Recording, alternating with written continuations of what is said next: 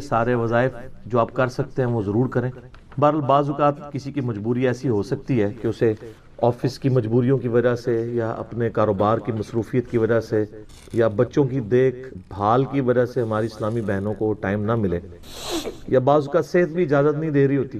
تو سیم یہی سوال سیدنا علی بن ابی طالب رضی اللہ تعالیٰ عنہ علیہ السلام کی بڑی بہن تھی سیدہ ام ہانی سلام اللہ علیہا، جو نبی علیہ السلام کی کزن لگتی ہیں، مولا علی کی بڑی بہن ہے اور ایجڈ خاتون تھی، نبی علیہ السلام کی بہن ہی لگتی تھی، تو آپ ان کے پاس چلے جایا کرتے تھے. تو یہ حدیث سنن نسائی الکبریٰ کے اندر موجود، ہم نے بلو کارڈ کے اندر اس حدیث کا ریفرنس بھی دیا ہوا ہے. پہلے میں ان کارڈز کے بارے میں آپ کو بتا دوں، یہ 2 کارڈز ہمارے ہیں جو ہم نے شروع میں جن کارڈز کو پرنٹ کیا تھا، جو آپ ڈاک میں منگوا بھی سکتے ہیں. ایک بلو کارڈ ہے اور ایک ہے گرین کارڈ. بلو کارڈ جو ہے وہ پیچھے سے مجھے دیں، یہاں تو نہیں رکھے ہوئے، 2 کارڈ دے دیں. بلو کارڈ جو ہے وہ صبح و شام کے اذکار ہیں اور گرین کارڈ جو ہے وہ فرض نماز کے بعد کے اذکار ہیں. ان کے میں نے بڑی حکمت کے ساتھ کلر کوڈنگ کی ہوئی ہے. یہ بلو کارڈ ہے، یہ آپ کو PDF اس کا ahlsunnatpak.com سے آپ ڈاؤن لوڈ کر سکتے ہیں. ایپ بھی بنی ہوئی ہے، ہارڈ کاپی بھی ہماری اکیڈمی سے آپ منگوا سکتے ہیں. فون صبح 9 سے لے کے 5 بجے تک آن ہوتا ہے، +92 کے کوڈ کے ساتھ 32159000162 032159000162. بلو کارڈ میں حکمت ہے. آپ بتا، بلو کارڈ دنیا کا ایک بلو کارڈ ہے، وہ ہے UK میں ورک پرمٹ کو بلو کارڈ کہتے ہیں. یہ آخرت کا بلو کارڈ ہے، صبح و شام کے سنت اذکار، اکثر بخاری مسلم سے. دوسرا کارڈ ہے یہ گرین کارڈ، آخرت کا. دنیا کا بھی گرین کارڈ ہوتا ہے، وہ تو سب کو ہی پتا ہے، امریکن نیشنلٹی. یہ آخرت کا گرین کارڈ، فرض نماز کے بعد سنت اذکار.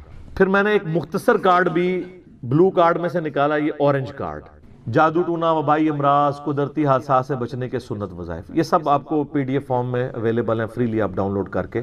اس میں صرف 5 اذکار ڈالے تھے. جو بلو کارڈ پورا نہیں پڑھ سکتا کم از کم یہ پڑھ لے، تو اس کے لیے اس معاملے میں انشاءاللہ تعالی آسانی ہو جائے گی. تو یہ تینوں کارڈ جو ہے نا جی، کوشش تو کریں کہ یہ کارڈ روزانہ آپ لوگ پڑھیں، آپ کے لیے بینیفیشری ہوں گے انشاءاللہ تعالی. بل سنن نسائی الکبریٰ کی طرف آئیں، وہ جو حدیث میں بیان کر رہا ہوں. ترمذی میں بھی روایت موجود ہے، لیکن ترمذی والی روایت جو ہے نا کمزور ہے. صحیح سند اس کی سنن نسائی الکبریٰ کے اندر ہے. ہمارے بلو کارڈ میں 19 نمبر کے اوپر یہ وظیفہ ہے.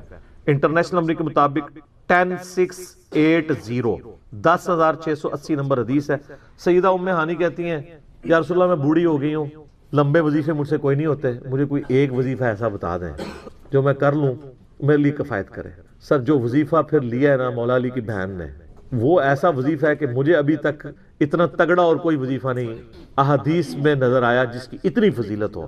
آپ علیہ السلام نے فرمایا 100 دفعہ روزانہ سبحان اللہ پڑھ لیا کرو، تمہیں 100 غلام آزاد کرنے کا ثواب ملے. سر روزہ اگر آپ توڑ بیٹھیں تو ایک غلام آزاد کرنا پڑتا ہے، تو 100 روزوں سے بھی کے برابر یہ آپ سمجھ لیں. 100 دفعہ الحمدللہ پڑھ لیا کرو، تمہیں 100 گھوڑے اللہ کی راہ میں جہاد کے لیے بھیجنے کا ثواب ملے. 100 دفعہ اللہ اکبر پڑھ لیا کرو، تمہیں 100 اونٹ اللہ کی راہ میں بھیجنے کا، قربان کرنے کا، نہر کرنے کا ثواب ملے گا. 100 اونٹ، سر ایک اونٹ کی قیمت آلموسٹ 2-2.5 لاکھ روپے، کروڑوں روپے کا وظیفہ ہے جی. یہ ملینز آف ڈالرز کا یہ وظیفہ ہے فری میں. اور 100 دفعہ لا الہ الا اللہ پڑھ لیا کرو، یہ زمین و آسمان کے درمیان جتنا فاصلہ ہے اس کو ثواب سے بھر دے. سر لا الہ الا اللہ کے پھر برابری کون کر سکتا ہے؟ وہ حدیث بطاقہ ہے نا، کاغذ کے پرزے والی حدیث جامع ترمذی میں، کہ ایک شخص کے 99 دفاتر گناہوں کے کھولے جائیں گے اور نامہ مال تل رہا ہوگا، تو اللہ تعالیٰ فرمائے گا میں کسی کے ساتھ ناانصافی نہیں کرتا. دوسری طرف ایک کاغذ کا ٹکڑا ڈالا جائے گا جس پہ لا الہ الا اللہ لکھا ہوگا. وہ شخص کہے گا یہ ایک ٹکڑا کیا کر سکتا ہے، بس وہ رکھنے کی دیر ہوگی، وہ پڑھنا بھاری ہو جائے گا. اللہ کے نام سے تو وزنی کوئی چیز نہیں ہو سکتی. اسے کہتے ہیں کاغذ کے پرزے والی حدیث. اس کے لیے جنت کا حکم ہو جائے گا. لا الہ الا اللہ کا مقابلہ نہیں ہے. تو یہ 4 وظیفے ہیں، سبحان اللہ، الحمدللہ، اللہ اکبر، لا الہ الا اللہ. یہ اتنا محبوب وظیفہ ہے کہ جو سنن نبی داؤد میں، جامع ترمذی میں صلاۃ و تسبیح والی حدیث ہے، اس میں 300 دفعہ کون سے کلمات پڑھے جاتے ہیں؟ یہی سبحان اللہ والحمدللہ ولا الہ الا اللہ واللہ اکبر. بس اتنا ہی پڑھنا ہوتا ہے. یہ ولا حول ولا قوت الا باللہ کی حدیثیں الگ سے ہیں، لیکن صلاۃ و تسبیح میں اتنا ہی پڑھنا ہوتا ہے، 4 کلمات. حتیٰ کہ صحیح مسلم میں حدیث ہے، نبی علیہ السلام نے فرمایا یہ 4 کلمات مجھے ہر اس چیز سے بڑھ کر محبوب ہیں جن پہ سورج طلوع ہوتا ہے، یعنی دنیا اور جو کچھ دنیا کے اندر ہے اس سے بڑھ کر مجھے یہ چیز محبوب ہے کہ میں یہ 4 کلمات کہہ لوں، سبحان اللہ والحمد للہ ولا الہ الا اللہ واللہ اکبر۔ اور صحیح مسلم کی ایک اور حدیث ہے کہ نبی علیہ السلام نے فرمایا اللہ تعالیٰ کو اس سے بڑھ کر کوئی اور کلمات محبوب نہیں ہے، اور یہ حصہ بخاری میں بھی ہے اس کا، اور اس میں اللہ تعالیٰ کی طرف سے کوئی پابندی نہیں ہے، تم ان کی ترتیب بھی بدل سکتے ہو، یعنی سبحان اللہ کے بعد آپ اللہ اکبر پڑھ لیں، پھر لا الہ الا اللہ، کوئی فرق نہیں۔ یہ ایک اوپن چیز ہے، آپ یوں بھی کر سکتے ہیں کہ پہلے 100 دفعہ پڑھ لیں سبحان اللہ سبحان اللہ سبحان اللہ، الحمدللہ الحمدللہ الحمدللہ، اللہ اکبر، کیونکہ را کو پھر لام سے ملائیں گے، اللہ اکبر اللہ اکبر اللہ اکبر، لا الہ الا اللہ لا الہ الا اللہ لا الہ الا اللہ۔ اور یوں بھی پڑھ سکتے ہیں، وہ زیادہ بہتر ہے، سبحان اللہ والحمد للہ ولا الہ الا اللہ واللہ اکبر، کیونکہ اکبر پہ وقف کریں گے، ورنہ یہ سبحان اللہ تو الحمدللہ ہی پڑھ نہیں سکتے آپ، کیونکہ الحمدللہ الحمدللہ بنے گا کنٹینیوس، جیسے اللہ اکبر اللہ اکبر اللہ اکبر بن، تو وقف کرنا پڑے گا سوائے سبحان اللہ کے۔ سبحان اللہ یہ تو پڑھ سکتے ہیں، لیکن الحمدللہ کو الحمدللہ الحمدللہ وقف کرنا پڑے گا۔ اللہ اکبر اگر ملائیں گے تو اللہ اکبر را کو لام سے، تو اس کی بجائے اتنی مشکل میں نہ پڑے، سبحان اللہ والحمدللہ ولا الہ الا اللہ واللہ اکبر، ایک تسبیح پڑھ لے، چاروں وظیفے 100 دفعہ ہو جائیں گے، کیونکہ نبی علیہ السلام نے اجازت دے دی ہے نا، آگے پیچھے دائیں بائیں کچھ بھی کر سکتے ہو، اور یہ ترتیب تو صلاۃ و تسبیح میں موجود ہے، نبی علیہ السلام نے کلمات پڑھے بھی ہیں۔ آپ کو پتہ ہے تبلیغی جماعت والے 3 وظیفے بتاتے ہیں، ویسے بڑی سمجھداری سے ہی کسی نے وہ ڈیوائز کیے ہوئے ہیں، 100 دفعہ وہ یہ بتاتے ہیں سبحان اللہ والحمد للہ ولا الہ الا اللہ واللہ اکبر، وہ ساتھ وہ بھی بتاتے ہیں ولا حول ولا قوت الا باللہ، وہ بھی پڑھ سکتے ہیں، وہ بھی صحیح بخاری میں رات کو اٹھتے وقت کی دعا ہے، ہل علی العظیم تک بھی پڑھ سکتے ہیں، وہ ابن ماجہ میں موجود ہے۔ میرا ایک یوٹیوب پہ کلپ ہے 6 کلموں کا ثبوت، تو میں نے بتایا 4 کلمے ثابت ہیں، 2 مولویوں کے لکھے ہوئے ہیں آخری والے جو ہیں، تو بلکہ وہ میرا بیٹا تو وہ کورس میں آیا تو اس نے وہ 2 یاد ہی نہیں کیے، تو اس کو ماں کہہ رہی یاد کرو، کہتی وہ کہتا ثابت ہی نہیں ہے تو کیوں ساری یاد کرو۔ ہم ریکویسٹ کریں گے، ہمارے پاس بھی وہ کورس اسلامیات کا جو ہے نا اس کو ریویو کرنے کے لیے بھیجا ہوا ہے ہماری اکیڈمی میں انہوں نے، تو ہم اس میں ان کو ریکویسٹ کریں گے کہ یہ آخری 2 کلمے نکال دیں، پہلے 4 کلمے ثابت ہیں، وہ تو ثابت ہی نہیں ہے، تو خام خواہ لوگوں کو آپ رٹا رہے ہیں، الٹا جن لوگوں کی شادی ہونے والی ہوتی ہے وہ بیچارے ٹینشن میں پڑے ہوتے ہیں 6 کلمے یاد کرنے کے، حالانکہ کلمے کے ساتھ تو کوئی تعلق ہی نہیں اس کے۔ تو یہ جو صلاۃ و تسبیح کے اندر بھی پڑھا جاتا ہے، لیکن اس میں لا حول ولا قوت الا باللہ نہیں، وہ تو لادہ سے بخاری مسلم میں حدیث ہے کہ جنت کے خزانوں میں سے ایک خزانہ ہے لا حول ولا قوت الا باللہ، تو آپ پڑھنا چاہتے ہیں ضرور پڑھیں، اس میں وظیفے کے طور پہ آپ پوری تسبیح اس کی پڑھ لیں بے شک۔ تو تبلیغ جماعت والے یہ بتاتے ہیں 100 دفعہ درود شریف بتاتے ہیں اور 100 دفعہ استغفار بتاتے ہیں، تو بہت انٹلیکچوئل چیز ہے۔ یہ وظیفہ اتنا کمال ہے کہ آپ کے ہر فرض نماز کے بعد یہ وظیفہ نبی علیہ السلام نے مشروع کیا ہے، مسلم شریف میں حدیث ہے ہر فرض نماز کے بعد یہ وظیفہ پڑھنے والا کبھی نامراد نہیں جاتا، 33 دفعہ سبحان اللہ، 33 دفعہ الحمدللہ اور 34 دفعہ اللہ اکبر۔ اور ایک حدیث میں ہے مسلم شریف کی کہ جو پڑھے 33 دفعہ سبحان اللہ، 33 دفعہ الحمدللہ، 33 دفعہ اللہ اکبر اور 100 کا عدد پورا کرنے کے لیے پڑھ لے لا الہ الا اللہ وحدہ لا شریک لہ لہ الملک ولہ الحمد وہو علی کل شیء قدیر، 100 کا عدد اس سے بھی پورا کر سکتے ہیں اور 100 کا عدد اللہ اکبر کہہ کے بھی پورا کر سکتے ہیں، تو اس کے سارے گناہ معاف کر دیے جائیں گے، اگرچہ سمندر کی جھاگ کے برابر ہی کیوں نہ ہو، لیکن وہ صغیرہ گناہ، کبیرہ گناہ صرف توبہ سے معاف ہوتے ہیں۔ وہ صحیح مسلم میں حدیث ہے کہ اگر بڑے گناہوں سے بچا جائے تو ایک جمعے سے دوسرا جمعہ، ایک رمضان سے دوسرا رمضان اور ایک نماز سے دوسری نماز درمیان کے گناہوں کا کفارہ بن جائے گی، لیکن جو نماز ہی نہیں پڑھتا تو جمعہ پڑھتا رہے تو وہ تو بڑے گناہوں سے نہیں بچا ہوا نا۔ مسلم شریف میں حدیث ہے بندے کے کفر اور اسلام کے درمیان فرق نماز ہے، یہ نہ ہو کہ ایک رمضان پڑھ لے اگر رمضان کے لیے چلے سارے، نہیں نا، اس طرح نہیں ہوگا۔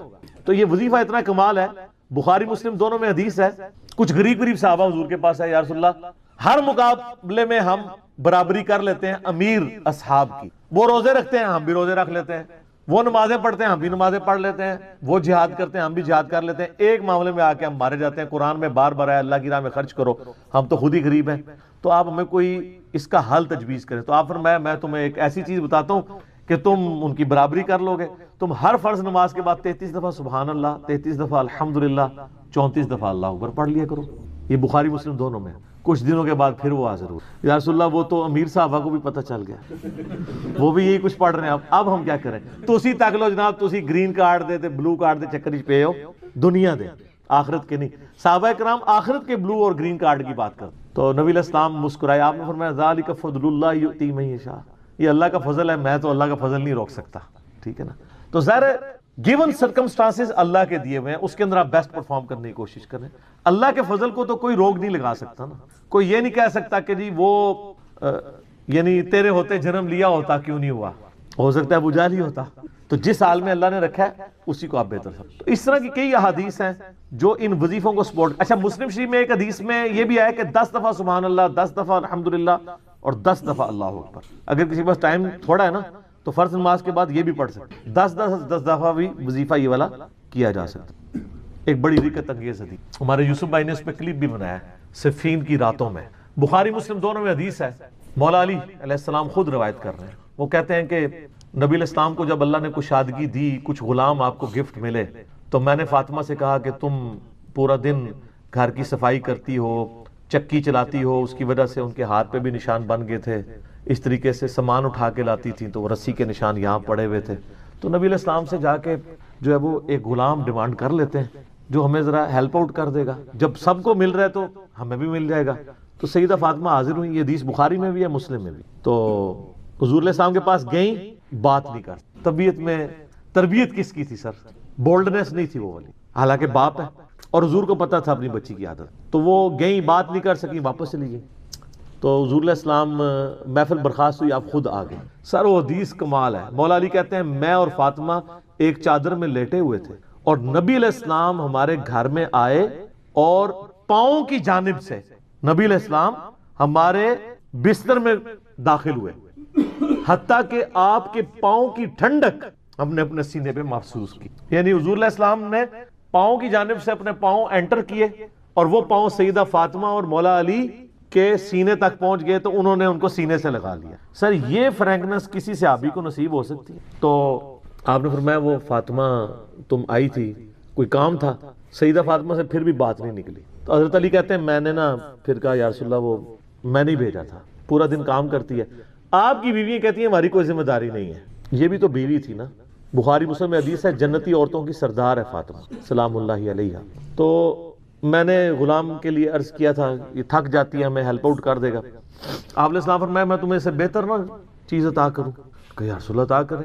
یعنی آپ لوگ تو سمجھ رہے ہوں گے کہ غلام مانگا ہے تو شاید ایک گھوڑا بھی ساتھ گفٹ مل جائے گا. ان کا جب رات کو بسترے پہ جانے لگو نا تو 33 دفعہ سبحان اللہ, 33 دفعہ الحمدللہ اور 34 دفعہ اللہ اکبر پڑھ لیا کرو. یہ تمہارے لیے اس غلام سے بھی بہتر ہے. یعنی سارے دن کی تھکاوٹ اتر جائے گی. سر یہ بہت بہترین وظیفہ ہے.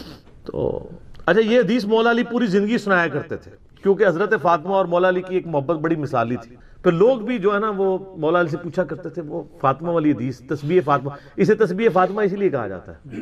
تو یہ حدیث جب بیان کی مولا علی نے تو آگے نے تابعین نے پوچھ لیا, بخاری مسلم دونوں میں ہے, کہ حضرت علی کہتے ہیں کہ وہ دن ہے آج کا دن ہے, میں نے کبھی یہ وظیفہ چھوڑا نہیں ہے. سر استقامت تو خود مل جاتی ہے. جس کے بسترے میں جا کے نبی علیہ السلام وظیفہ سکھا رہے ہوں تو وہ پوری زندگی اس واقعے کو کبھی بھول سکتا ہے کہ مجھے خود آ کے میرے بسترے میں آ کے, اور حتیٰ کہ آپ کے قدم مبارک میرے سینے سے لگے تھے, اس حال میں حضور نے مجھے یہ تحفہ دیا ہے, وہ تحفہ کوئی بھلا سکتا ہے؟ تو تابعی نے کہا کہ مولا علی سے کہا کہ کیا جنگ صفین کی راتوں میں بھی آپ یہ وظیفہ پڑھا کرتے تھے جب مسلمانوں پہ اتنا مشکل وقت تھا, آپ میدان جنگ میں تھے. آپ دیکھیں 30 سال کے بعد مولا علی کو تلوار دوبارہ اٹھانا پڑی اسلامی نظام کو بچانے کی. تو مولا نے کہا ہاں صفین کی راتوں میں بھی میں نے کبھی یہ وظیفہ نہیں چھوڑا. تو اس پہ وہ کلپ بنایا تھا صفین کی راتوں میں. یہ اتنا کمال کا وظیفہ. اللہ تعالیٰ ہمیں اس وظیفے پہ استقامت دے, اور کچھ نہ کر سکیں یہ ضرور کیا کریں. بخاری مسلم میں حدیث ہے, عائشہ کہتی ہیں نبی علیہ السلام نے فرمایا کہ اللہ تعالیٰ کو سب سے بڑھ کر محبوب عمل وہ ہے جو مستقل مزاجی سے کیا جائے خواہ تھوڑا ہی کیوں نہ ہو, بنسبت اس عمل کے جو بہت زیادہ ہو لیکن مستقل مزاجی سے نہ ہو. ایک بندہ ایک دن 1000 دفعہ سبحان اللہ پڑھتا ہے, اگلے دن 10 دفعہ پڑھتا ہے, اس سے بہتر روزانہ ہی 10 دفعہ پڑھ لے. تو یہ وظیفہ 100 دفعہ پڑھنے کے لیے کوئی زیادہ ٹائم ریکوائرڈ نہیں ہوتا. آپ روٹین میں ہیں, آپ پاس دونوں آپشن ہیں, الگ الگ کر کے پڑھ لیں تب بھی ٹھیک ہے, ایک ہی دفعہ میں پڑھ لیں سبحان اللہ والحمدللہ ولا الہ الا اللہ واللہ اکبر تب بھی درست ہے. اور فرض نماز کے بعد تو اور کوئی وظیفہ، ایک آیت الکرسی والا وظیفہ اور یہ تسبیح فاطمہ والا وظیفہ اور تکبیر بلند کرنا، استغفار پڑھنا، اللہم انت السلام منک السلام، سارے اذکار اس میں لکھے ہوئے ہیں. چند ایک وظائف تو ضرور پڑھیں اور اس میں یہ والا وظیفہ کبھی نہ چھوڑیں، یہ بہت ایکسٹرا آرڈنری. مغرب کی اذانیں شروع ہو چکی ہیں، بقیہ صلوات انشاءاللہ اذان مغرب کے وقفے کے بعد انشاءاللہ. جزاکم اللہ. جامعہ ترمذی میں اور مسند امام احمد میں صحیح سند کے ساتھ یہ حدیث موجود ہے کہ اللہ کے محبوب صلی اللہ علیہ وآلہ وسلم نے فرمایا کہ جو شخص قیامت کو اپنی آنکھوں سے دیکھنا چاہے تو وہ سورۃ التکویر پڑھ لے اور سورہ الانفطار پڑھ لے، یہ دونوں صورتیں آ جائیں گی، اور سورۃ الانشقاق پڑھ لے، وہ اس کے بعد آتی ہے سورۃ المطففین کے بعد. یہ تین صورتیں ایسی ہیں کہ اگر کسی نے قیامت کو اپنی آنکھوں سے دیکھنا ہے، وہ یعنی ویڈیو فلم اس کی دیکھنی ہے قیامت کے دن کا نقشہ، تو ان تین صورتوں کو پڑھ لیں. بڑی جاندار یہ صورتیں ہیں. اللہ کا نام لے کے شروع کرتے ہیں. اعوذ باللہ من الشیطان الرجیم، بسم اللہ الرحمن الرحیم. اذا الشمس کورت، وہ وقت یاد کرو جب سورج کو لپیٹ دیا جائے گا. وَإِذَا النُّجُومُ انْكَدَرَتْ، اور ستارے بکھر جائیں گے. میں نے پہلے بھی عرض کیا قیامت والے دن اللہ تعالیٰ نے گریویٹیشنل فورس کو ڈسٹرب کر دینا ہے، اور اس کا اینڈ رزلٹ یہ ہے کہ پھر گریویٹی اگر ڈسٹرب ہو جائے تو اس کائنات کے اندر جتنے اجرام فلکی ہیں، جتنے بھی سیٹلائٹس ہیں، یہ سب کے سب تباہ و برباد ہو جائیں گے. جتنے بھی سن ہے، جتنے بھی سورج ہیں، وہ تمام کے تمام اس کی وجہ سے ایک دوسرے میں مل کے ختم ہو جائیں گے. تو وہ وقت یاد کرو جب سورج کو لپیٹ دیا جائے اور ستارے بکھر جائیں. وَإِذَا الْجِبَالُ سُيِّرَتْ، اور پہاڑوں کو اکھیڑ دیا جائے. اس روئے عرض پہ سب سے مضبوط چیز جو ہے نا اللہ کی مخلوقات میں سے، وہ پہاڑ ہے. کوئی بھی جاندار یا ہماری لینگویج میں جو بے جان چیزیں ہیں، چاہے وہ درختوں کی فارم میں ہوں، جاندار چیزیں چاہے جانوروں کی فارم میں ہوں، کوئی بھی اتنی مضبوط نہیں ہے اپنی کنسٹرکشن کے اعتبار سے جتنے پہاڑ ہیں. بلکہ یہ پوری زمین کی ڈائنامک بیلنسنگ ان پہاڑوں کی وجہ سے. تو پہاڑ بھی گریوٹی کی وجہ سے ڈسٹرب ہو کے اون کی طرح بکھر رہے ہوں. جیسے روئی کے ریشے اڑتے ہیں نا جب اس کی دھنائی کی جاتی ہے، اس طرح یہ پہاڑ اس زمین کے اوپر تیر رہے ہوں گے. زمین بالکل فلیٹ کر دی جائے گی. اللہم اجرنا من النار، اللہم اجرنا من النار. وَإِذَا الْعِشَارُ عُطِّلَتْ، جب اونٹنیاں، ایسی اونٹنیاں جو کہ پریگننٹ ہوں اور ان کے بچے پیدا ہونے والے ہوں، وہ بھی بکھرتی ہوئی ہر طرف نظر آئیں. عرب کے لوگ اصل میں جو یہ اونٹنیاں تھی نا، جو پریگننٹ اونٹنیاں تھی، جس طرح آج کل ہمارے سب کانٹیننٹ کے معاشرے میں جب بھینس کا بچہ ہونے والا ہوتا ہے تو بڑی اس کو پروٹوکول سے، بڑی حفاظت سے اس کو رکھا جاتا ہے، کیونکہ آمدہ جتنی روزی ہے اسی سے وابستہ ہوتی ہے. تو عرب کے لوگوں میں اونٹ کی بڑی اہمیت تھی. اونٹ کے بغیر تو ان کی زندگی سمجھ لیں کسی بھی راستے پہ، سفر پہ گزر نہیں سکتی تھی، کیونکہ اونٹ کو اللہ نے ایسی کوالٹیز دی ہیں جو دنیا میں اور کسی جانور کے پاس نہیں ہے. 1 مہینے تک بغیر پانی پیے وہ سفر کر سکتے. یہ کوالٹی تو کسی بھی جاندار کی نہیں ہے، وہ سٹور کر لیتا ہے پانی اپنے اندر. تو جب اونٹنی جو ہے وہ پریگننٹ ہوتی تھی، حاملہ ہوتی تھی، تو وہ بڑی اس کی حفاظت رکھتے تھے کہ اب اولاد ہوگی اس کی تو ہم نے اس کو آگے لے کے چلنا ہے. تو عرب کے لوگوں کو اسی چیز کی طرف توجہ دلائے گی کہ جس اونٹنی کو تم بڑا ایسٹ سمجھتے ہو اپنی زندگی میں، وہ قیامت والے دن وہ پریگننٹ اونٹنیاں بھی گویا کہ اس طرح بکھر رہی ہوں گی، ان کا مالک بھی ان سے بے خبر ہوگا.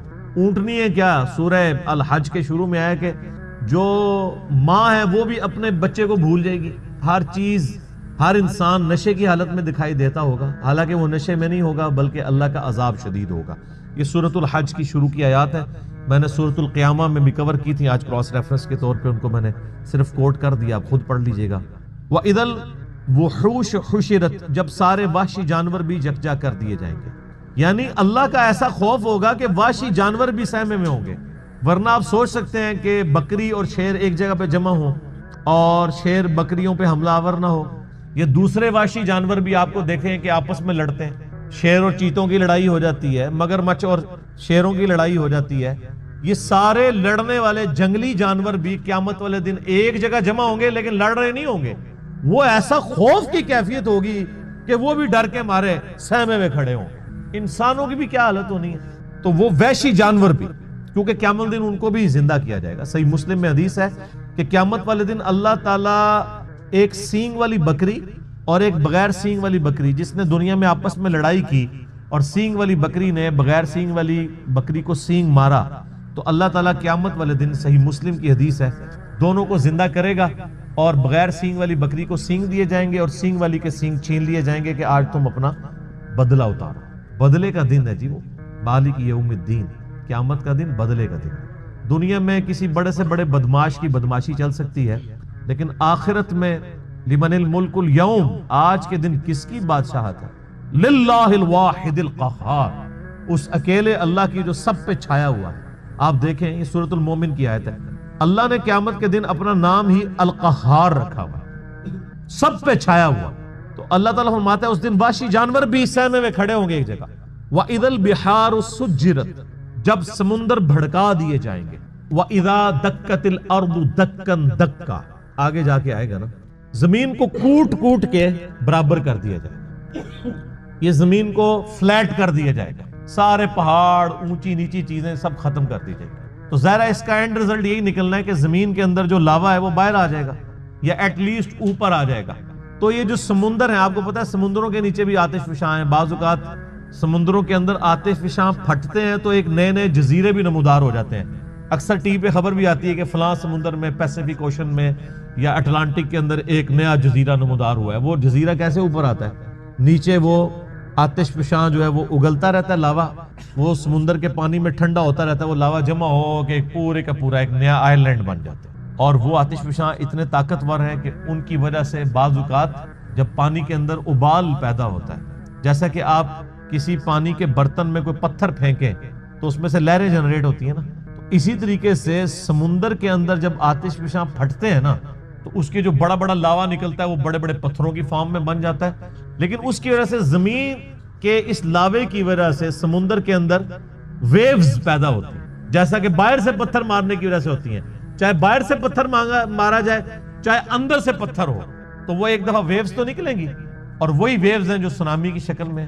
اور آپ جا کے ذرا یوٹیوب پہ ویڈیوز دیکھ لیں، ایک ایک سونامی آتا ہے تو لاکھوں لوگوں کی زندگی اور کروڑوں کی اور اربوں ڈالرز کی جو کنسٹرکشنز ہیں ان کو ختم کر دیتا ہے۔ تو قیامت والے دن بھی یہی ہونا ہے کہ وہ لاوا جب اگلا جائے گا تو یہ جو بڑے بڑے سمندر ہیں یہ سمجھیں کہ دیگیں بن جائیں گی، جیسے دیگ آپ آگ کے اوپر چڑھا دیں۔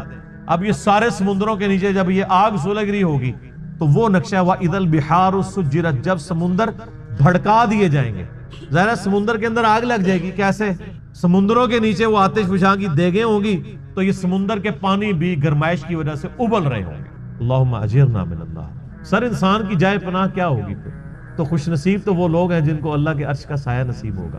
بخاری و مسلم میں حدیث ہے کہ قیامت والے دن اللہ کے سائے کے سوا، یعنی اس کے عرش کے سائے کے سوا اور کوئی سایہ نہیں ہوگا، اور 7 طرح کے لوگ اس کے عرش کے سائے کے نیچے ہوں گے۔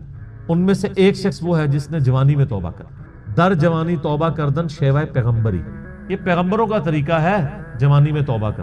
بوڑھا ہو کے تو شیر بھی شکار کرنا چھوڑ دیتا ہے۔ لن تنالوا البر حتى تنفقوا مما تحبون، تم کبھی بھی نیکی کا اعلیٰ درجہ حاصل نہیں کر سکتے جب تک کہ اپنی پسندیدہ چیز اپنے رب کو نہ دے دو۔ انسان کی زندگی میں سب سے پسندیدہ چیز اس کی جوانی ہے، جو جوانی اپنے رب کو دے دے تو ظاہر ہے وہ پھر اس چیز کا حقدار ہے کہ اسے اللہ کے عرش کا سایہ نصیب ہو۔ اس کے علاوہ بھی اور لوگ ہیں، اگر آپ نے وہ حدیث ڈیٹیل سے پڑھنی ہے تو وہ حدیث بخاری مسلم دونوں میں ہے۔ آپ مشکات کی پہلی جلد میں کتاب المساجد چیپٹر میں چلے جائیں تو یہ آپ کو شروع میں یہ حدیث مل جائے گی، کیونکہ اس میں ایک وہ شخص بھی ہے جس کا دل مسجد میں اٹک رہا ہو، اسی لیے وہ مساجد والے چیپٹر میں لے کے آئے ہیں مشکات والے امام۔ تو اللہ تعالیٰ فرماتا ہے اس دن سمندر بھڑکا دیے جائیں گے۔ وَإِذَا النُّفُوسُ زُوِّجَتْ، اور جب جانوں کو جوڑ دیا جائے گا، یعنی مطلب روح اور جسم کا تعلق قائم کر کے مردوں کو قبروں سے نکال دیا جائے۔ وَإِذَا الْمَوْعُودَةُ سُئِلَتْ، اور جب کہ اس زندہ بچی سے پوچھا جائے گا جسے زندہ دفنا دیا تھا اس کے ماں باپ۔ آپ کو پتا ہے عرب کے لوگ بچی کی پیدائش سے وہ نفرت کرتے تھے، اور آج تک یعنی ہمارے سب کانٹیننٹ کے معاشرے میں وہ فرسودہ نظریات چل رہے ہیں، حتیٰ کہ مسلمانوں کے ہاں بھی چلتے ہیں، ہندوؤں کے ہاں تو بہت زیادہ ہے۔ 8 سے 15 سال پہلے کی آلموسٹ رپورٹ ہے BBC کی کہ انڈیا کے اندر روزانہ 3000 بچیاں پریگنینسی کے دوران مار دی جاتی تھی، 3000 روزانہ۔ ظاہر ہے 1 ارب سے زیادہ جب آبادی ہوگی، اب تو 1.5 ارب کے قریب پہنچ چکی، تو اس میں 3000 تو کچھ بھی نہیں. اسی وجہ سے آج انڈیا میں مردوں کی تعداد عورتوں سے زیادہ ہو گئی.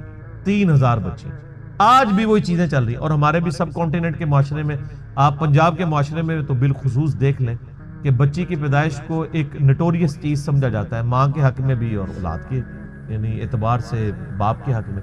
اور وہ ساسیں جو خود فیمیل جینڈر سے تعلق رکھتی ہیں وہ اپنے پوتی کے پیدا ہونے کے اوپر ناخوش ہو رہی ہوتی ہیں, حالانکہ انہوں نے نہیں سوچا کہ کیا وہ خود مرد تھی.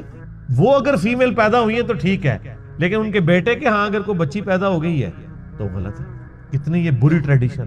یہ علیحدہ بات ہے کہ بعد میں جب وہ بچے بڑے ہوتے ہیں تو بچوں کی وجہ سے اولاد کا جو بچوں والا جینڈر ہے اس کی پورشن کی وجہ سے ماں باپ جو ہے ذلیل ہو رہے ہوتے ہیں اور بچیوں کی وجہ سے وہ سکھی ہوتے ہیں. یہ علیحدہ بات ہے, زیادہ تر ہم نے یہی دیکھا ہے. تو اللہ تعالیٰ فرماتا ہے قیامت دن اس بچی کو زندہ کر کے اللہ تعالیٰ اس سے پوچھے گا بِأَيِّ ذَنبٍ قُتِلَتْ, تجھے کس گناہ کے سبب قتل کیا گیا تھا. کتنی لطیف گفتگو ہے کہ قتل کرنے والے سے نہیں پوچھا جا رہا بلکہ بچی سے پوچھا جائے گا کہ معصوم بچی آج تیرا دن ہے, تو بول کہ کس جرم کی پاداش میں تجھے قتل کیا تھا تیرے ماں باپ نے.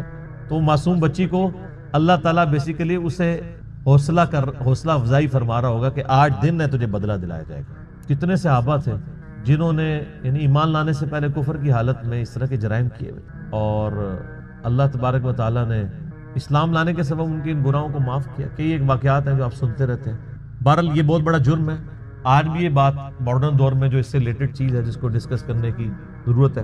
نیٹ کے اوپر آپ کو شعر و شاعری کی فارم میں بھی ایسی نظمیں ملیں گی سیدنا داہیہ قلبی رضی اللہ تعالیٰ عنہ کے بارے میں کہ ان کی ایک چھوٹی سی بچی تھی جو انہوں نے دفنا دی تھی, اور جب وہ اسلام قبول کرنے کے لیے آئے تو انہوں نے پورا بڑا رکت انگیز واقعہ ہے, وہ انسان بیان بھی نہیں کر سکتا. تو وہ بیان کر کے کہا یا رسول اللہ مجھے کیا یہ میرا گناہ بھی معاف ہو جائے گا؟ تو اللہ نے فرمایا, اللہ کے نبی علیہ السلام نے فرمایا کہ اسلام پچھلے سارے گناہوں کو معاف کر دیتا ہے. بہرحال آج کے دور کے اعتبار سے اس میں عبرت یہ ہے کہ اللہ کا شکر ہے اسلام کی برکت سے لوگ کم از کم بچیوں کو دفناتے تو نہیں ہیں, لیکن پریگنینسی کے دوران ضائع کرانا بھی کسی نہ کسی درجے میں اسی جرم کے اندر فال کرتا ہے. پریگنینسی آئیڈینٹیفائی ہوگی, ایون آئیڈینٹیفائی نہ بھی ہوئی ہو کہ یہ میل ہے یا فیمیل, اس سے پہلے بھی آپ یہ کام کر نہیں سکتے.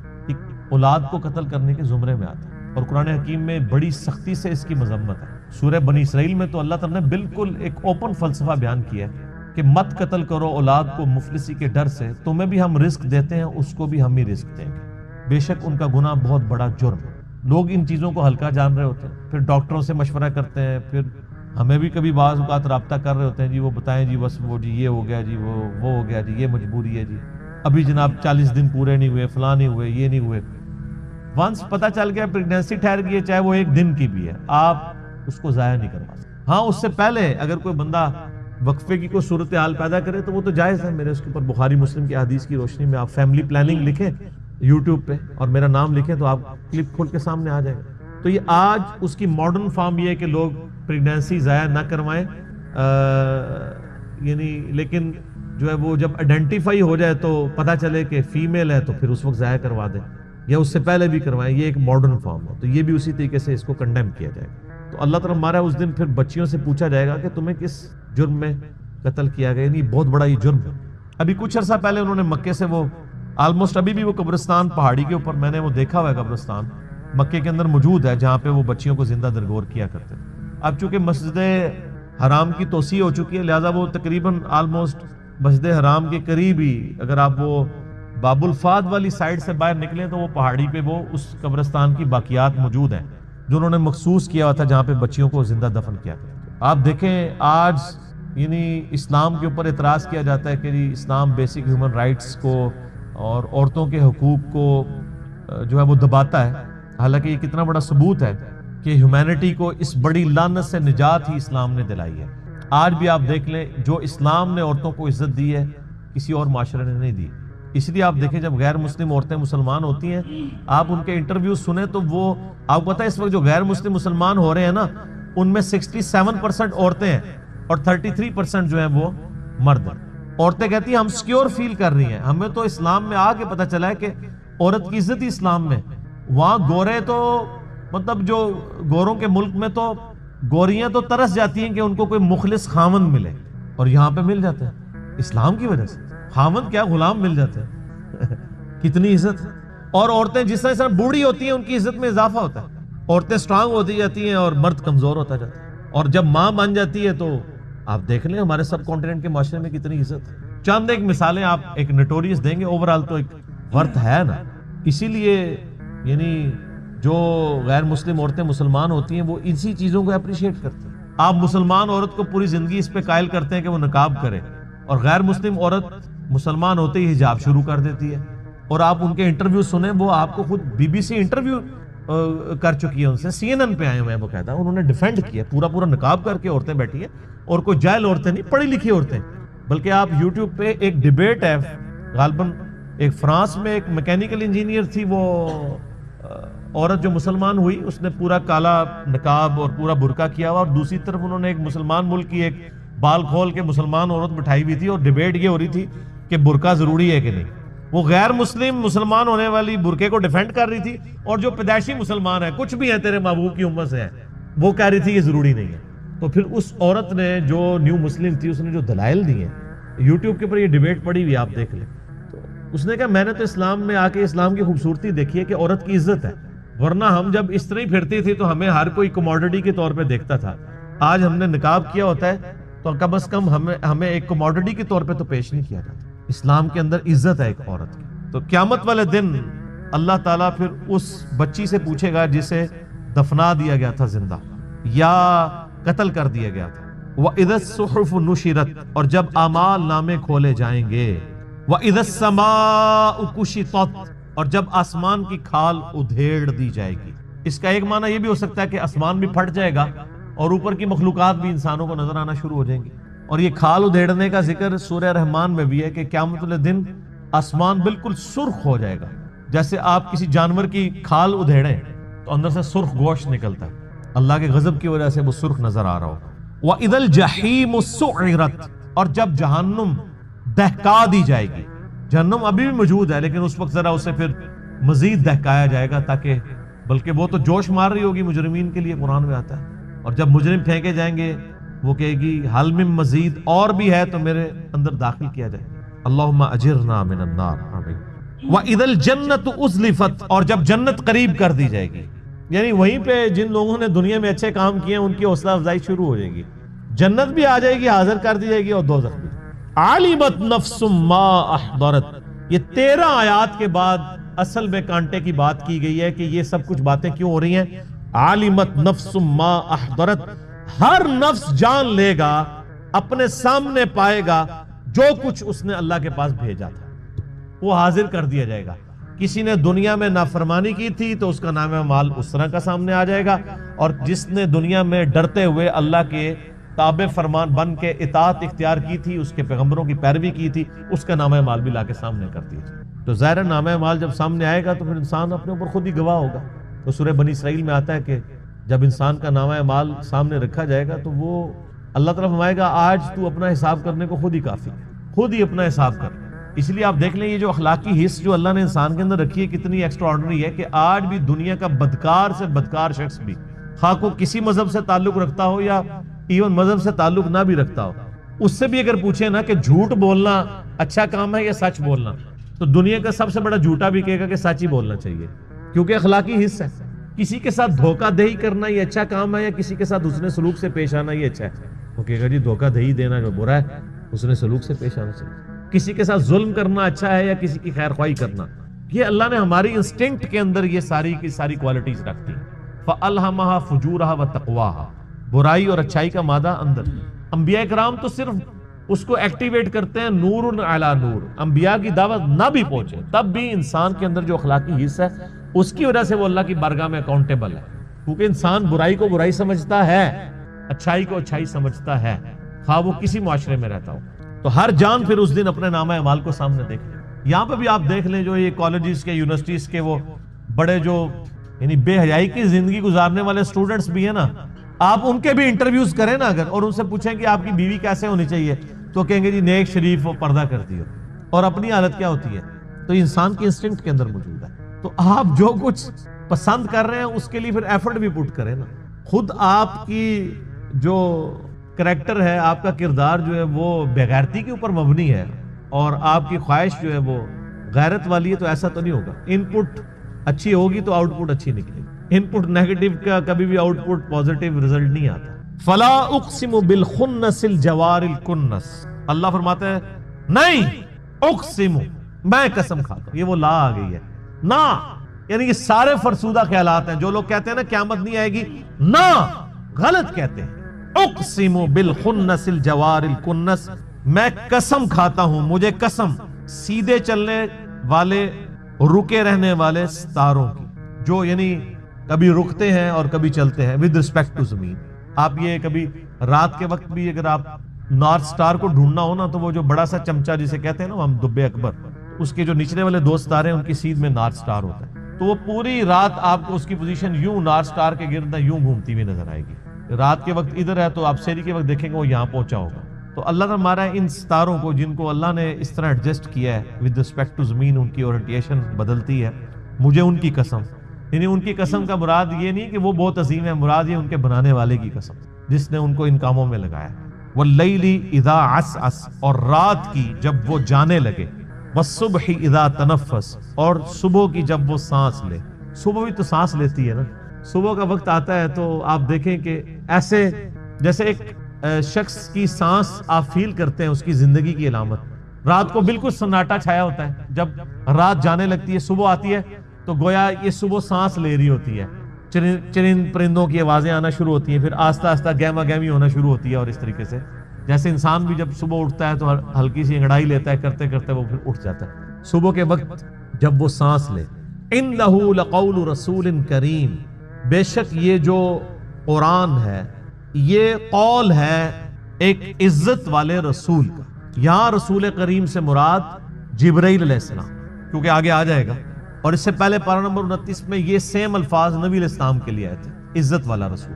فرشتوں میں رسول حضرت جبرائیل علیہ السلام ہے، جو انسانوں میں رسولوں کے اوپر وحی لے کے آتے ہیں۔ ذی قوت عند ذی العرش مکین، وہ عزت والا رسول وہ ہے جو قوت والا ہے عرش والے کے ہاں، جو عرش کا مالک ہے اس کے ہاں اس کی قوت ہے، اللہ نے اس کو اتھارٹی دی ہوئی ہے۔ مطاع ثم امین، اس کی اطاعت کی جاتی ہے، وہ امانت دار بھی ہے، یعنی جو اللہ نے وہی دی وہ امانت کے ساتھ پہنچاتا ہے، اور فرشتوں کے ہاں اس کی اطاعت کی جاتی ہے، یعنی وہ فرشتوں کا سردار ہے، فرشتے اس کے اوبیڈینٹ ہیں، یعنی روح قدس جبرائیل علیہ السلام۔ وما صاحبکم بمجنون، اور تمہارے ساتھی کوئی مجنون نہیں ہے، نعوذ باللہ۔ وہ کہتے تھے کوئی جنات کا اثر ہو گیا نعوذ باللہ اس پیغمبر کے اوپر جو اس طرح کی باتیں کرتا ہے۔ یعنی ایک شخص جو مکے کی لوگوں کی آنکھوں کا تارا اور بڑی ڈائنامک لائف گزاری، اس نے صادق اور امین، بڑی ایکسٹروورٹ لائف تھی۔ نبی علیہ السلام کو گوشہ نشینی کی زندگی تو نہیں گزار رہے تھے، پہلے آپ لوگوں کی بھیڑیں چڑھایا کرتے تھے، پھر اللہ تعالیٰ نے فائنینشلی اسٹرانگ کیا، ایک مکے کی امیر عورت کے ساتھ آپ کی شادی ہو گئی، پھر ان کے لیے تجارت کا سامان لے کے جایا کرتے تھے، لوگ آپ کو صادق اور امین کہتے تھے، آپ صلی اللہ علیہ وآلہ وسلم کے پاس اپنی امانتیں رکھوایا کرتے تھے۔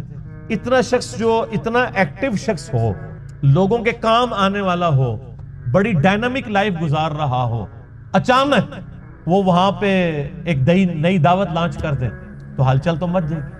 بخاری و مسلم میں آتا ہے جب آپ صلی اللہ علیہ وآلہ وسلم کی مبارک زندگی کا 40واں سال آیا، عیسوی اعتبار سے 38واں، اور ہم لیونر ایئرز کے اعتبار سے چاند کے مہینوں کے اعتبار سے 40واں، تو اچانک آپ کی طبیعت جو ہے وہ دنیا سے اچاٹ ہوگی، آپ غار حرا میں چند دن کے لیے گئے، کیونکہ اللہ تعالیٰ نے آپ کو گائیڈ کیا۔ وہاں پہ فرشتہ آیا، آپ کے اوپر پہلی وحی نازل ہوئی، میں نے پہلے بھی کئی دفعہ ان چیزوں کو ڈسکس کیا ہے۔ تو اس کے بعد کئی لوگ تو نبی علیہ السلام کے دشمنی کے طور پر کر رہے تھے، اور بعض آپ علیہ السلام کے بڑے ہمدرد تھے، وہ یہ سمجھتے تھے کہ یار یہ تو ہمارا ایک معاشرے کا ایسٹ تھا، اتنا انٹیلیجنٹ بندہ، اس کو روگ لگ گیا، تو وہ یہ سمجھتے تھے کہ شاید یہ جو چند دنوں کے لیے غار حرا میں گئے ہیں اور کھانا بھی سیدہ خدیجہ بنا کے دے دیتی تھی، تو ہو سکتا ہے وہاں پہ کوئی جنات کا اثر ہو گیا ہو۔ مجنون کا لفظ ہے نا، مجنون کیا کہتے ہیں؟ جس پہ جنات کا اثر ہو۔ جن کہتے ہیں چھپی ہوئی چیز کو، جنت بھی اسی لیے اس کا نام جنت ہے، وہ چھپی ہوئی چیز ہے، آنکھوں کے سامنے تو نہیں۔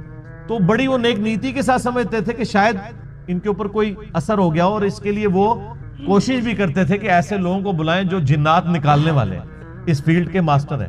اور اس حوالے سے صحیح مسلم میں ایک بڑی پیاری حدیث ہے کہ ایک شخص تھا جس کا نام تھا زماد، زماد تو نہیں، عربی میں ضباد کہیں گے، ضاد میم الف دال، اس کے بارے میں مشہور تھا کہ وہ جن نکالا کرتا تھا۔ وہ مکے آیا کہیں تو اس کو پتا چلا کہ اس طرح مکے میں ایک شخص محمد صلی اللہ علیہ وآلہ وسلم ان کے ساتھ اس طرح کا مسئلہ ہوا ہے، کچھ عرصے سے وہ اس طرح کی باتیں کرتے ہیں، غار میں چند دن کے لیے گئے تھے.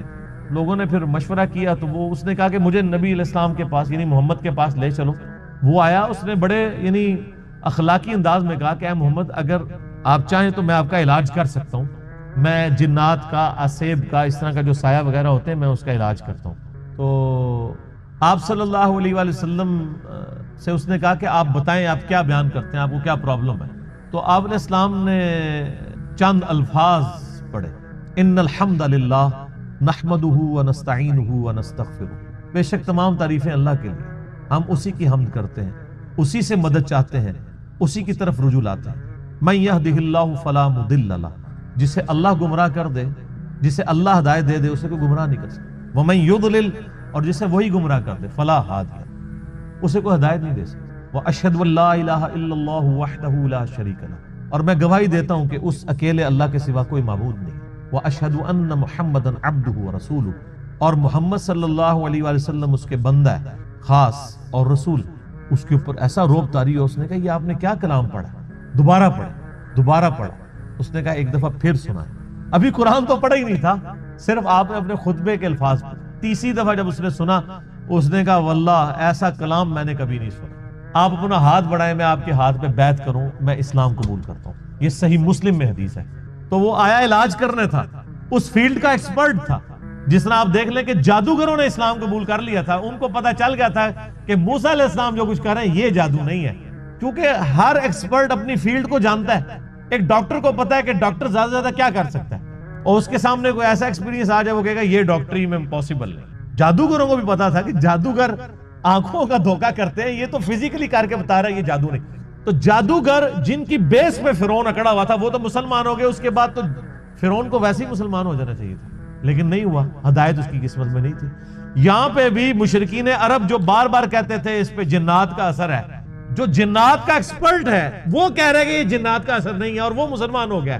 اس کے بعد گنجائش رہتی تھی کہ مشرکین عرب نبی علیہ السلام پہ ایمان نہ لاتے، لیکن وہ قسمت میں ہدایت. اور لوگ کہتے ہیں جی اللہ کے نبی زندہ تھے، لوگ پتہ نہیں کیوں نہیں بات مانتے تھے. آج اللہ کے نبی کی بات مان رہے ہیں لوگ. وہ تو ان سے بہتر تھے، وہ کافر تھے، کم از کم ڈٹے تو ہوئے تھے نا. یہ مسلمان ہو کے اللہ کے نبی کی بات ماننے کے لیے تیار نہیں ہے. تو میں تو آج کل کے مسلمانوں کو دیکھتا ہوں تو مجھے اندازہ ہو جاتا ہے کہ واقعی یار ایک بندہ نبی کو مان کے بھی نبی کی نہ مانے تو یہ تو بڑا مسئلہ ہے، اور ایک بندہ نبی کو مان ہی نہیں رہا وہ اس کی نہ مانے تو وہ چھوٹا مسئلہ. یہ جو آج کہہ رہے ہوتے ہیں نا جی، وہ کاش تیرے زمانے میں ہوتا تو میں تیرے قدموں سے لپٹ جاتا، کبھی میں تیری جوتیوں کا تسمہ ہوتا، یہ کچھ ہوتا، میں کہنا رفع دین پھر بھی نہ تو شروع کرتا. تو کہنا ہم لوگ کہیں گے کہ یار ایک مکیہ میں مارنا ہے. یعنی جو اتنا بزدل ہے آج کے دور میں کہ وہ اپنے نظریات کو قرآن و سنت پڑھ کے چینج کرنے کے لیے تیار نہیں ہے، تو وہ ابو جہل ہی ہوتا. یہ ضروری نہیں ہے کہ تیرے ہوتے جنم لیا ہوتا تو ابو بکر، عمر، عثمان و علی ہوتا رضی اللہ عنہ مجمعین. نہیں، عین ممکن ہے کہ ابو جہل ہوتا، عبداللہ ابن ابی ہوتا. یہ بات کرنا بڑا آسان ہے، تیرے ہوتے جنم لیا ہوتا. یہ ساری کہانی ہے میرے بھائی، یہ بڑا مشکل کام ہے. یہاں پہ آپ دیکھ لیں نبی علیہ السلام کے کارٹون بنتے ہیں تو جنہوں نے داڑیاں نہیں رکھی سب سے پہلے وہ آ کے بینک توڑتے ہیں. اور میں اکثر اہل حدیثوں کو چھیڑتا ہوں کہ آپ کی اور بریلویوں کی ایک بات کامن ہے کہ عورتیں نہیں قبروں پہ جا سکتی. یہ میرا موقف نہیں، نبی علیہ السلام کا موقف ہے. صحیح مسلم میں حدیث ہے، آپ صلی اللہ علیہ وآلہ وسلم نے فرمایا، اس میں میرا ایک ریسرچ پیپر بھی ہے، رسول اللہ صلی اللہ علیہ وآلہ وسلم کی آخری وصیت ہے، ریسرچ پیپر نمبر 1. اس میں نے قبروں پہ حاضری کے حوالے سے ہر چیز ایڈریس کر دی ہے. اسی میں آپ کو حدیث بھی مل جائے گی صحیح مسلم کی، انٹرنیشنل نمبر کے مطابق 2259 ہے. آپ صلی اللہ علیہ وآلہ وسلم نے فرمایا، میں تمہیں قبروں کی زیارت سے منع کرتا تھا، لیکن اب میں تمہیں حکم دیتا ہوں کہ قبروں پہ جاؤ تاکہ آخرت کی یاد آئے. ٹھیک ہوگا جی. اور اس کے علاوہ بھی صحیح مسلم میں 2256 نمبر حدیث ہے کہ آپ صلی اللہ علیہ وآلہ وسلم نے، اوپر تلے 8-10 حدیثیں ہیں، یہ بھی صحیح مسلم میں.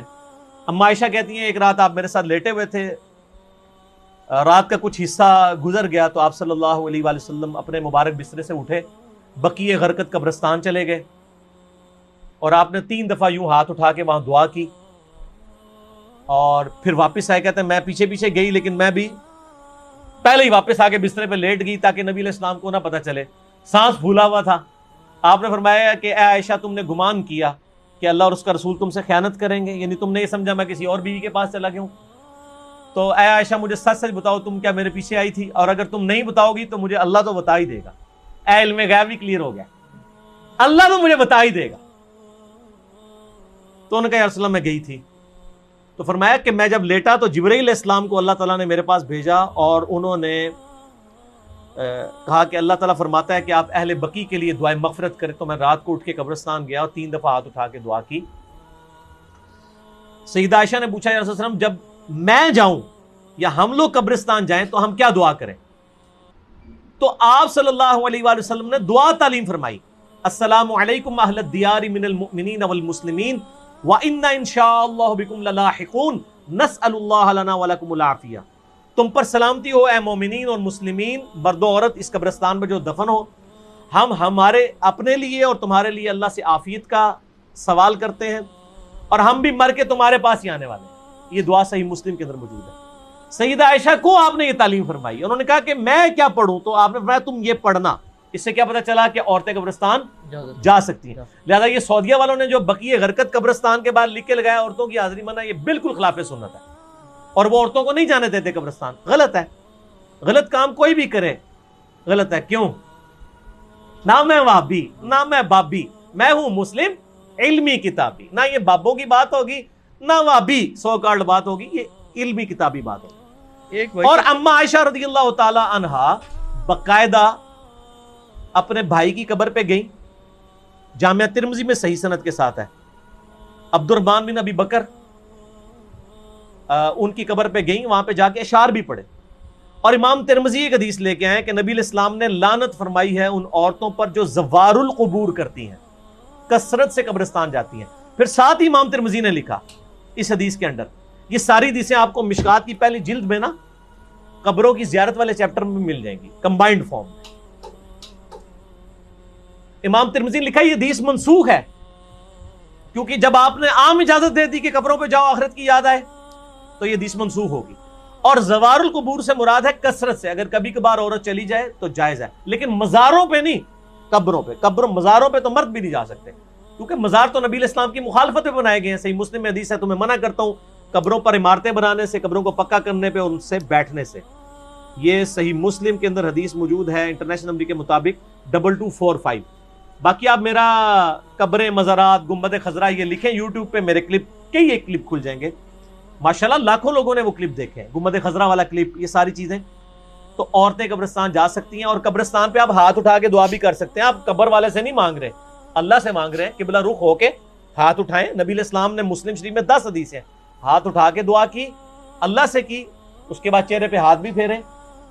المستدرک الحاکم میں صحیح سند کے ساتھ ہے تمہارا رب حیا فرماتا ہے اس شخص سے جو ہاتھ اٹھا کے دعا کرے کہ اسے محروم لٹائے.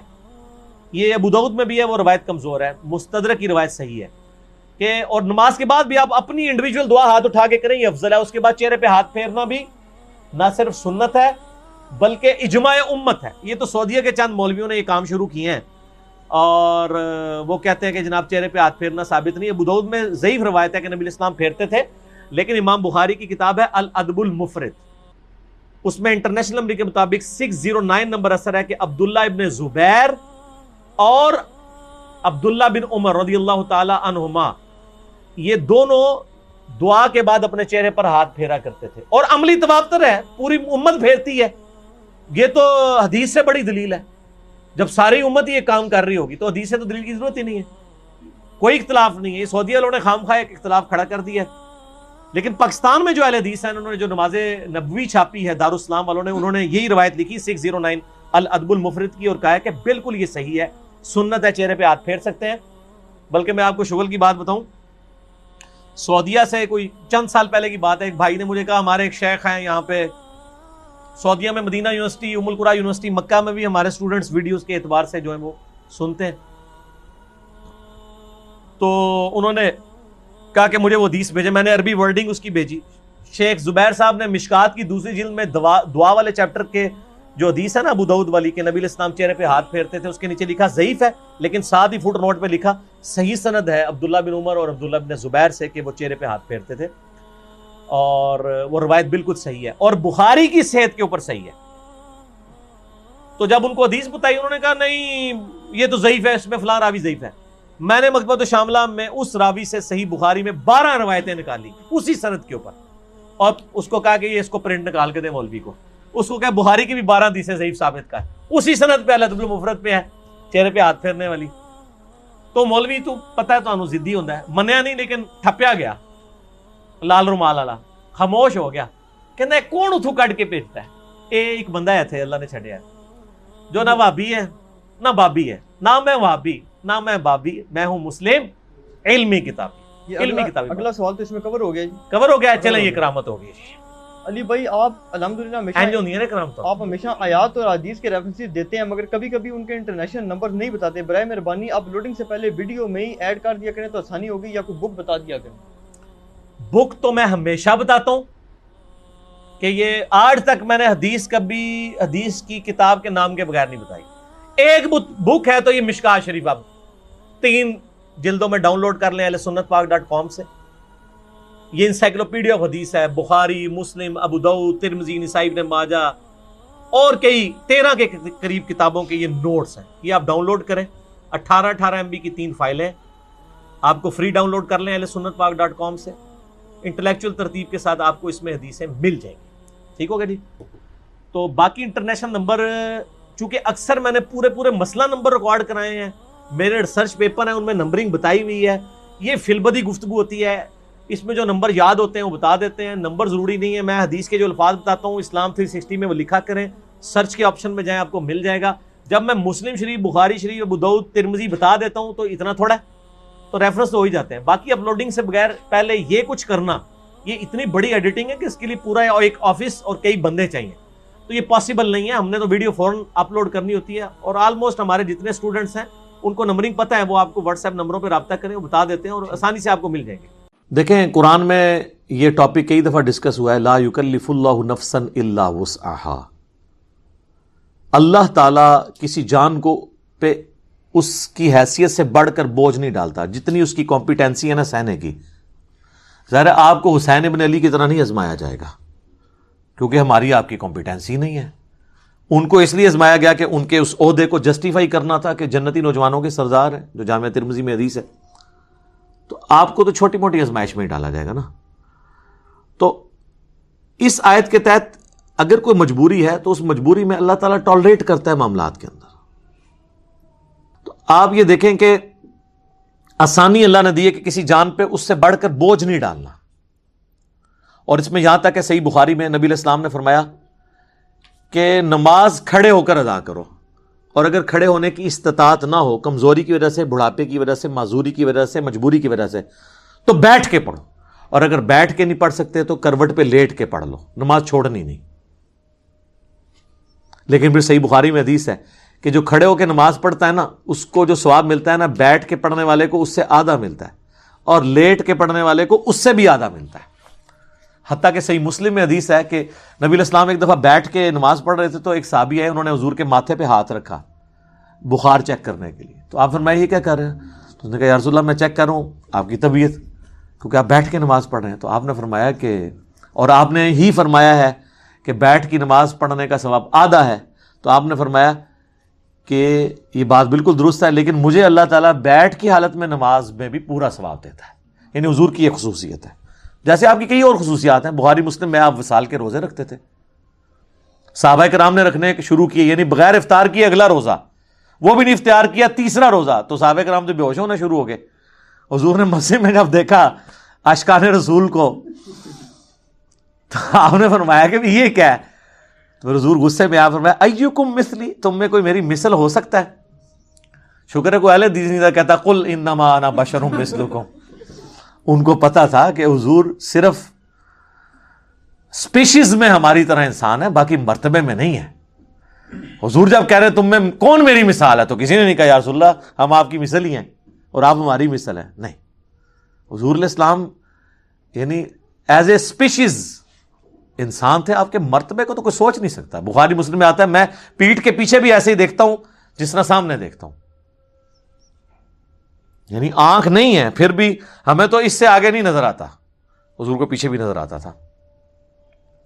بخاری مسلم دونوں میں حدیث ہے، نماز کسوف پڑھائی، سورج کی نماز، آپ نماز میں چند قدم آگے گئے، پھر آپ نے یوں ہاتھ بلند کیا، پھر واپس. صحابہ نے کہا ہم نے آپ کو آج نماز میں ایسا عمل کرتے دیکھا جو پہلے نہیں دیکھا، یعنی کہ نماز کا حصہ ہے. تو آپ نے فرمایا نہیں، مجھے اللہ تعالیٰ نے جنت دکھائی اور میں نے اس میں ایک انگوروں کا گوشہ دیکھا، میں نے ارادہ کیا میں اسے توڑ دوں، اگر توڑ لیتا پھر تم کھاتے رہتے. کیوں؟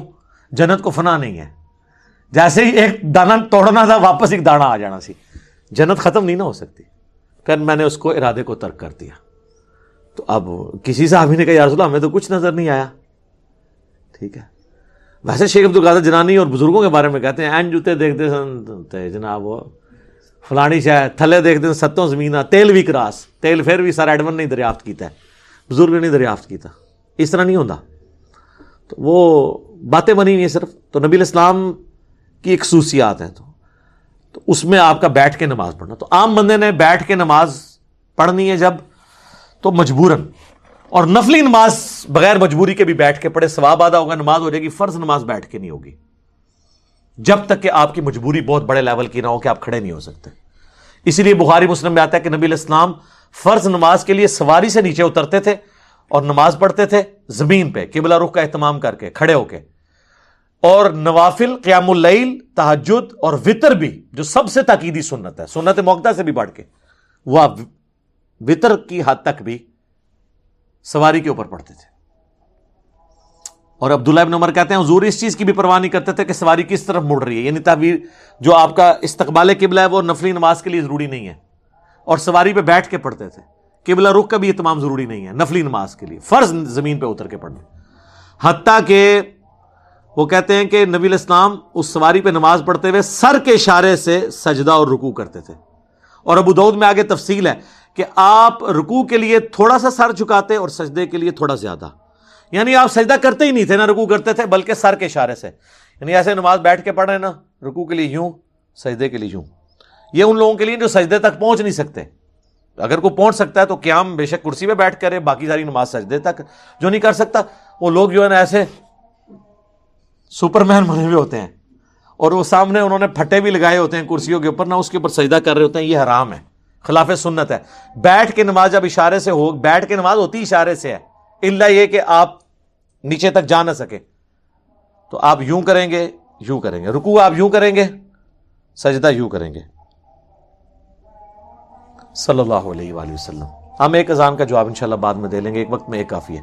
تو یہ آپ کے بیٹھ کے نماز کا طریقہ ہے. صحیح بخاری میں آتا ہے کہ حضرت عبداللہ بن عمر کے ساتھ ایک شخص نے نماز پڑھی، وہ تشہد میں بیٹھا تو چوکڑی مار کے چار زانوں بیٹھ گیا، آلتی پالتی مار کے نا. تو سلام پھیر کے انہوں نے کہا یہ تو کیا کر رہا ہے؟ ان کا جی حضرت میں نے آپ کو بھی دیکھا ہے اس طرح. ان کا نبی علیہ السلام نے تو ہمیں یہ حکم فرمایا کہ ہم دایاں پاؤں کھڑا کریں، بائیں پہ بیٹھیں. تو جو تو نے مجھے دیکھا ہے نا وہ اس لیے کہ میرے پاؤں میں درد تھا، میں اس طرح بیٹھ نہیں سک رہا تھا، میرے پاؤں میرا وزن اٹھا نہیں سک رہے تھے، تو میں نے مجبوراً آلتی پالتی مار کے بیٹھا ہوں.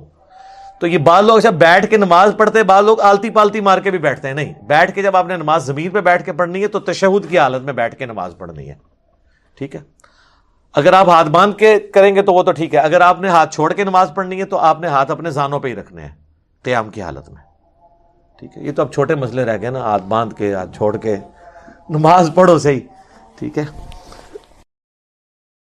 تو بیٹھ کے نماز پڑھنے میں آپ نے یہ چیز، لیکن فرض نماز کے لیے ضروری ہے قبلہ رخ کا اہتمام کرنا. باقی لیٹنے کے لیے بھی نماز بعض اوقات بیٹھ کے بھی نہیں کوئی پڑھ سکتا. لیٹنے کے لیے پھر یہ ہے کہ اس کی چرپائی قبلہ رخ کر دی جائے، اس کی ٹانگیں قبلے کی طرف ہوں اور یہاں پیچھے تکیہ رکھ لیں کہ چہرہ اس کا قبلے کی طرف ہو. پھر یہ نہیں آپ کہیں گے کہ یہ کعبے کی طرف ٹانگیں ہو گئی ہیں، اس کا پھر شرعی عذر ہے. تو آپ اس طریقے سے وہ نماز پڑھے گا. رہ گیا وضو کا مسئلہ، تو اس کو اس کے اسی جگہ کروائیں. بعض لوگ نہیں غسل خانے تک آ سکتے، اگر اس میں بھی تردد ہے تو ایک چھوٹی سی مٹی کی ٹکیا لا کے رکھتے ہیں، اس سے وہ تیمم کر لے. غسل کی جگہ بھی ایک ہی تیمم کا طریقہ ہے اور وضو کی جگہ بھی کہ آپ نے چہرے کا اور ہاتھوں کا تیمم کرنا ہے. یہ کلائیوں تک بھی ثابت ہے اور کونیوں سمیت بھی ثابت ہے، دونوں طریقے درست ہیں. تو آپ کا تیمم ہو جائے گا. تو اس طریقے سے آپ نماز کر سکتے ہیں. اور اس طرح کی جو مریض حضرات ہیں وہ جمع سوری کر لیں، جو سب کے نزدیک جائز ہے. ظہر آخری وقت میں پڑھیں، عصر اول وقت میں. ظاہر ہے وہ جماعت سے تو نہیں پڑھ رہے ہوں گے، تو وہ 3 نمازوں کے اوقات میں 5 نمازیں پڑھ لیں گے. مغرب اور عشاء کو جمع کر لیں، ظہر عصر کو جمع کر لیں، آسانی ہے. تو یہ ساری ثانیہ وہ اویل کریں. لیکن یہ بڑی حیران کن بات ہے، میں نے کئی بوڑھے بوڑھے لوگ دیکھے ہیں جو مسجد کے دروازے پہ آدھا آدھا گھنٹہ کھڑے ہو کے پالیٹکس ڈسکس کرتے ہیں، اپنے گھر والوں کی، اپنی یعنی جو بہویں ہیں ان کی برائیاں بیان کرتے ہیں، یا اپنے بیٹوں کی نافرمانیاں ڈسکس کرتے ہیں، اور جیسے ہی مسجد میں جاتے ہیں نا وہاں بیٹھ کے نماز پڑھتے ہیں، کہتے ہیں جی گوڈے نہیں کام کرتے ہیں.